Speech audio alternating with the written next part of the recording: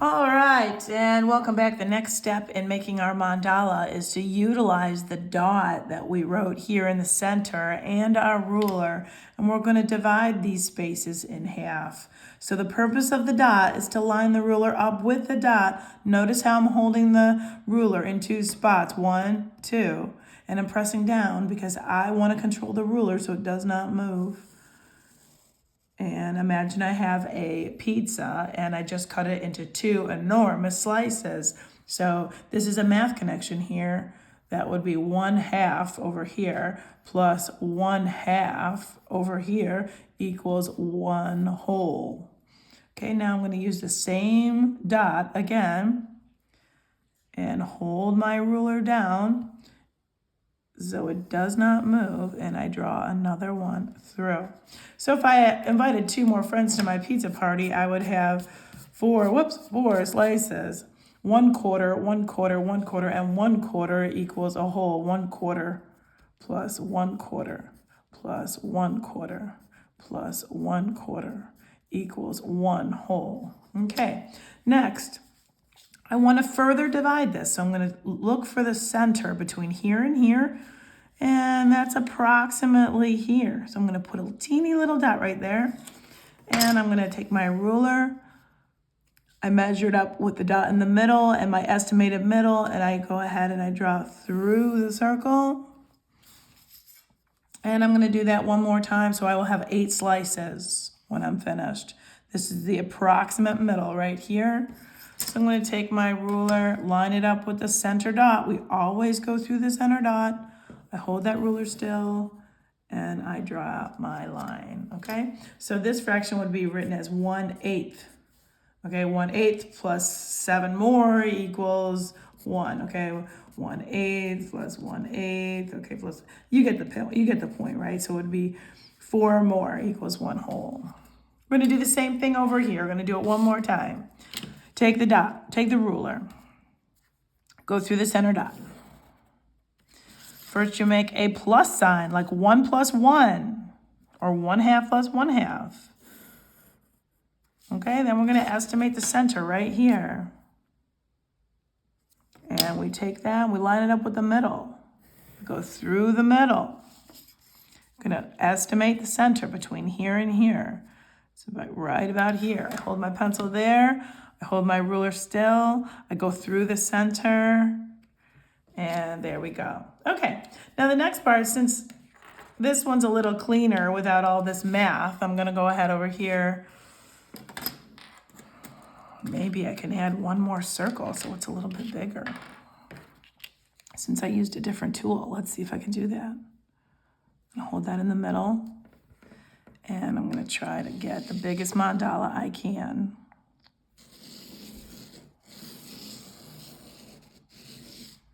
There we go. And I can go back and extend those lines even.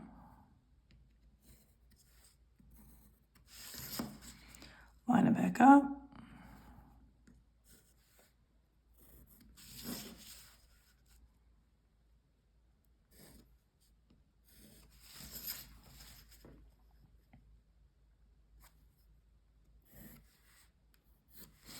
Okay, the next thing I want to do in my mandala is add my designs. So the rule of the mandala is whatever patterns or shapes or lines you put in one slice, you put in all the slices, okay? So I'm going to demonstrate that now.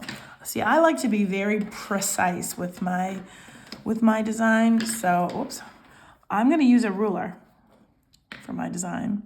I'm going to find the middle, an estimated middle about here, and I'm going to connect that to that, and I'm going to draw a little triangle. Whatever you do to one, you must do to all.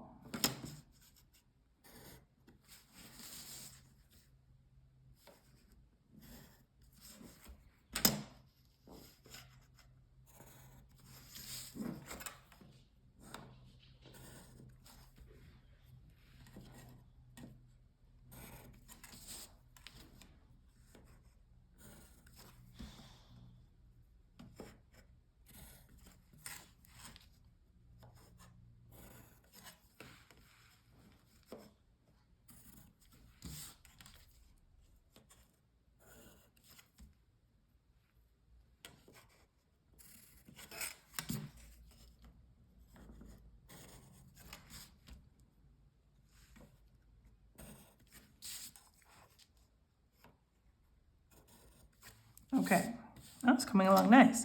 Now I can use this little lid right here to add a design also.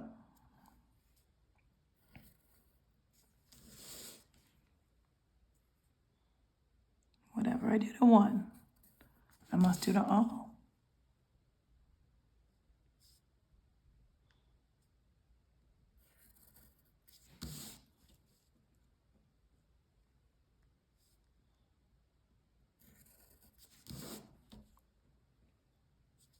I do recognize that one of my slices is slightly bigger than the other, but that's okay. It's not a big deal. It doesn't have to be absolutely perfect. Now, as I mentioned in one of my classes, some people say that the process of making a mandala or even just coloring a mandala can be therapeutic. Now, the word therapeutic is based in the word therapy, where sometimes people in a therapy situation, someone might talk to a professional if they're having some challenges. And that's proven to provide some relief to people when they're suffering with some stress or anxiety or feeling down. So the same can be true for this process of making and or just coloring a mandala. The process can have therapeutic benefits. So next time you're feeling down or sad, which all people do, not just older folks, but also children experience stress, anxiety, depression, anger. Next time you're feeling down, maybe go to your paper and your pencil and create a mandala like I've shown you here. Sometimes just taking our mind off our problems is a way to provide relief for our issues.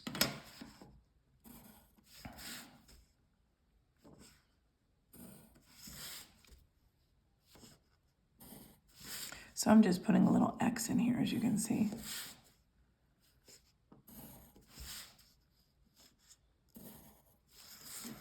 Okay, it's coming along pretty good. Now let's see, what might I do in this last section here?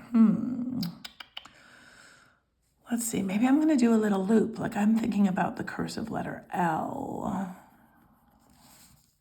Whatever you do to one, you must do to all.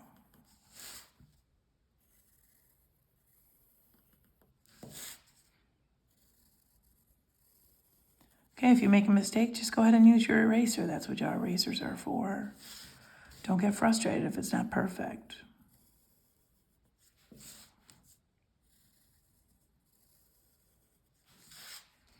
Sometimes when we may make a mistake, we make a big deal about it, but other people don't even notice that it was a mistake. See, there's a little line right here that I would prefer to it be a little bit better, so I'm just going to erase that. And I'm going to just change it up a little bit. When I add paint later, you won't notice that I ever had to make that change. Okay, I'm feeling pretty good about this. I think I'm going to do one more thing where I add a little bit like a star shape. I'm going to put a little dot right here, and that's going to be my point. And I'm going to use that dot like this. I'm going to use that dot to go here. And then I know, because I've made many mandalas, that point, when turned into a series of triangles, is going to appear like a sun.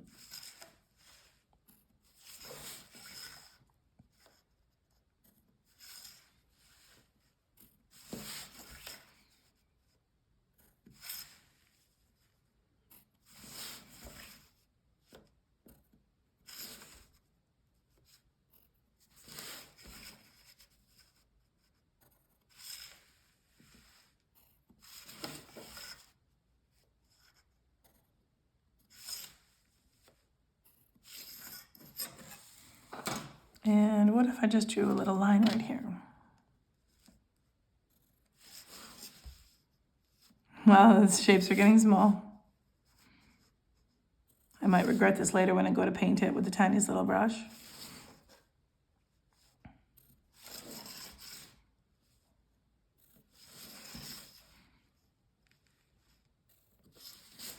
Now for these tiny little shapes in the very center, I might choose to use colored pencil instead of paint because they're so small, and that would be difficult to control the medium there. In the next step in this series, I'm going to show you how to use paint to paint our mandala.